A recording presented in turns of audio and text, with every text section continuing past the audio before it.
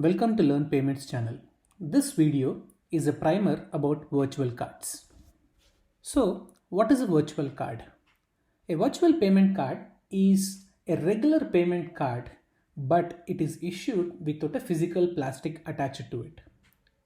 The issuer provides the customers with a virtual card either via an email or it is displayed on a mobile app when the customer requests for one. So these cards do not have a plastic which can be used at POS machines. A virtual card can be associated either with a credit account or a debit account or a prepaid account. So a virtual card can be used against a credit line in case of a virtual credit card. In case of a virtual debit card, it draws from the balance left over in the savings or checking account. Or if it's a prepaid account, there would be a wallet that has some funds stored in it. So a virtual card consists of a card number, an expiry date and a CVC like any other regular payment card. So where can a virtual card be used? Virtual cards are fundamentally to be used for card absent environments. That is where a physical plastic is not necessary, like an e-commerce transaction or motor transactions, etc. So whenever a customer wants to use a virtual card, typically the customer would key in the card credentials on the merchant's website or any other method of accepting payments and then does the transaction. So these are usually for key in type transactions. There are deviations for this, which we will discuss in the last slide. The benefit of virtual cards are typically virtual cards can be a single use card, which is valid only for a single transaction, or there could be virtual cards with a long time expiry dates as well. But why virtual cards? Why do we require virtual cards? Why can't we live in the world of physical plastic itself? Let's look at some advantages. The first advantage is reduced footprint of the customer in the merchant's ecosystem. What I mean here is, in case of physical plastic, when we go and swipe a particular transaction or enter the card details, we leave the card information at the merchant's website. While schemes and many payment regulators ensure that there is no data leakage happens in the merchant ecosystem, there are PCI DSS regulations, etc.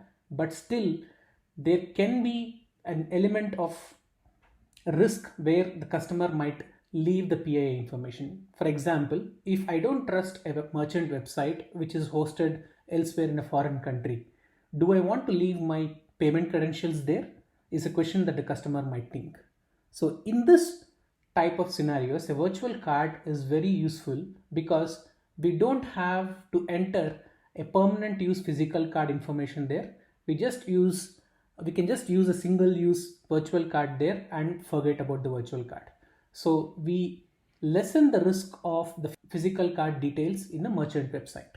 So in cases where the customer does not want to leave the PII information left at the merchant ecosystem, or in case where we don't trust the merchant website, then a virtual card comes very handy.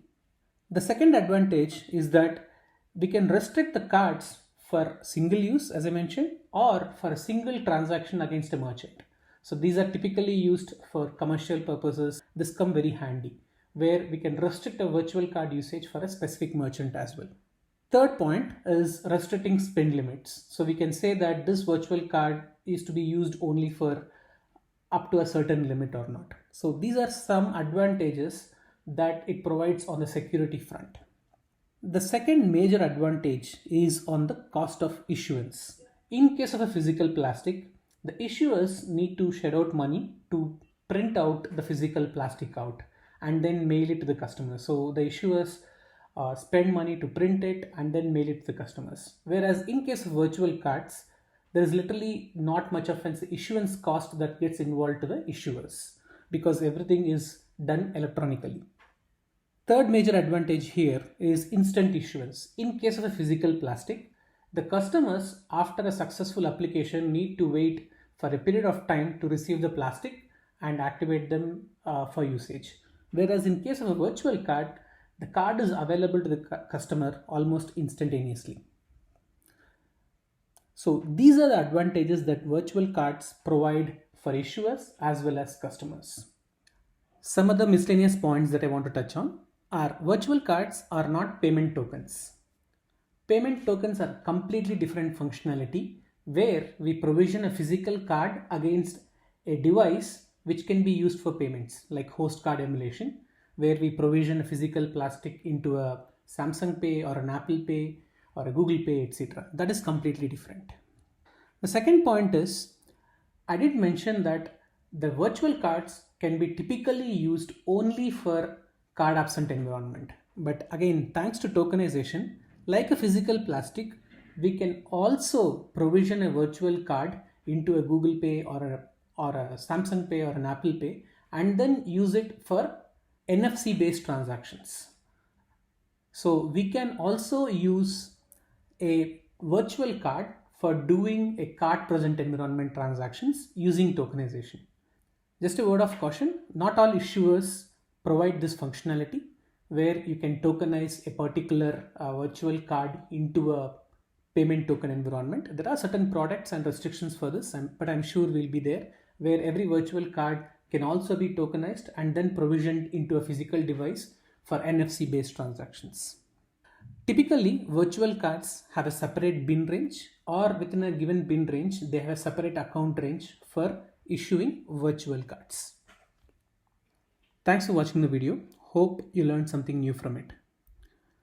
Do click the like button if you learned something new and subscribe to the channel. Thanks again.